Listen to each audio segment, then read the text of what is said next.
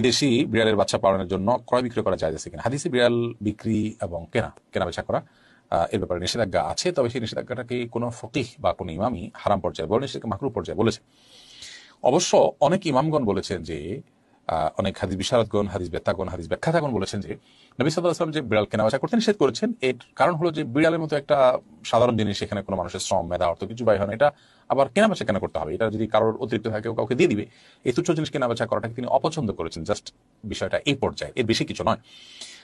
তবে আজকাল যে বিদেশি বিড়াল বা উন্নত জাতের বিড়াল পাওয়া যায়, এই বিড়ালগুলো সাধারণত চাষ করতে হয় খামারে, এগুলোর পিছনে অনেক অর্থ ব্যয় করতে হয়, এগুলো চিকিৎসা করতে হয়, টিকা দিতে হয়, নিয়মিত সেগুলোর খাবার সরবরাহ করতে হয়, নানান উদ্যোগ যেহেতু সেখানে ব্যয় করতে হয়, এই বিড়ালগুলো তার আওতায় পড়ে না। অর্থাৎ এখানে যেহেতু ইনভেস্টের ব্যাপার আছে আর বিড়াল পালন করা যেহেতু জায়েজ আছে, অতএব এগুলো কেনাবেচা করা জায়েজ আছে। এই মতই অধিকতর আমার কাছে যুক্তিসঙ্গত মনে হয় এবং অধিকতর এটা আপনার দলিল সমৃদ্ধ আমার কাছে মনে হয়।